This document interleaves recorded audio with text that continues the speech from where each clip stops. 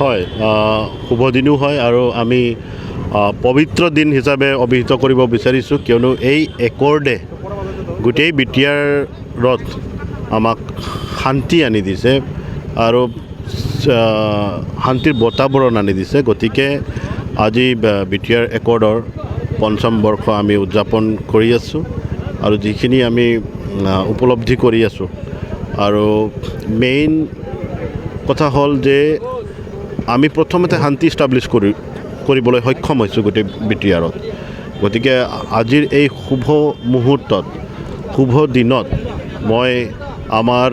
ভাৰতবৰ্ষৰ যশস্বী প্ৰধানমন্ত্ৰী নৰেন্দ্ৰ মোদীজীক বহুত শুভকামনা জনাব বিচাৰিছোঁ ধন্যবাদ জ্ঞাপন কৰিব বিচাৰিছোঁ আমাৰ অসমৰ সন্মানীয় মুখ্যমন্ত্ৰী ডক্টৰ হিমন্ত বিশ্ব শৰ্মা ডাঙৰীয়াক মই আন্তৰিকতাৰে ধন্যবাদ জনাব বিচাৰিছোঁ লগতে আমাৰ বিটিআৰৰ চিফ শ্ৰীযুত প্ৰমোদ বড়ো ডাঙৰীয়াকো আমি আন্তৰিকতাৰে ধন্যবাদ জ্ঞাপন কৰিব বিচাৰিছোঁ কিয়নো এই সকল মহান ব্যক্তিৰ কাৰণে আজি আমি এই দিনটো পাইছোঁ গতিকে মই গোটেই বিটিআৰবাসীক আহ্বান জনাব বিচাৰিছোঁ যে আপোনালোকৰ যি আশীৰ্বাদ আৰু আপোনালোকে যি ধৰণে বিচাৰিছিলে প্ৰত্যেকটো পৰিয়ালে প্ৰত্যেকটো ব্যক্তিয়ে বিচাৰিছিলে যে আমি এই অঞ্চলত কেনেকৈ শান্তিটো ঘূৰাই পাম বুলি সকলোৱে আশা কৰিছিলে বেলেগ একো চিন্তা কৰা নাছিলে যে শান্তিটো কেনেকৈ আহিব বুলি প্ৰত্যেকজন ব্যক্তিয়ে আশা কৰিছিলে আৰু সেই সকলোৰে আশা আজি আমাৰ এই নেতাগৰাকীসকলে এইটো ঘূৰাই আনিবলৈ সক্ষম হৈছে তেখেতসকলৰ আশাটো পূৰণ কৰিবলৈ সক্ষম হৈছে গতিকে আমি আজি গোটেই বিটিআৰতে মণ্ডল ৱাইজত ব্লক ৱাইজত আমি পিচ ৰেলী মানে বাহিৰ কৰিছোঁ আৰু এই পিচ ৰেলীত আমি সকলোকে এটা আমি মেছেজ দিব বিচাৰিছোঁ বাৰ্তা এটা দিব বিচাৰিছোঁ যে আগতে আমাক পিচ লাগে পিছত আমাৰ ডেভেলপমেণ্ট অট'মেটিকলি আহে সেই কথাটো আমি জনাব বিচাৰিছোঁ আৰু কিমান ধুনীয়াকৈ আমি মিলা প্ৰীতিৰে ভাতৃত্ববোধেৰে আৰু সকলো জাতি জনগোষ্ঠী ইয়াতে মিলি ফালে কেনেকৈ বসবাস কৰি আমি ডেভেলপমেণ্টৰ কথা চিন্তা কৰোঁ অন্যান্য বিষয়ে চিন্তা কৰোঁ সেইটোৰ কাৰণে মই আহ্বান জনাইছোঁ আজিৰ তাৰিখত কোনো জাতি জনগোষ্ঠীৰ সংঘৰ্ষ নাই ক'তো এটা বোমা বিস্ফোৰণ হোৱা নাই ক'তো কিডনেপিং হোৱা নাই এনেকুৱা এটা ধুনীয়া পৰিৱেশ পাইছোঁ য'ত নেকি বিটিআৰৰ বাহিৰৰ লোকেও আমাক মানে কৈ আছে যে আজিৰ তাৰিখত কিন্তু বিটিআৰটো যাবৰ কাৰণে বহুত ভাল লাগে তাতে এতিয়াহে বিটিআৰৰ মানুহ মানে বিটিআৰ বাহিৰৰ মানুহবিলাকে এতিয়াহে বিটিআৰক কনচেনট্ৰেট কৰি আছে তেখেতসকলে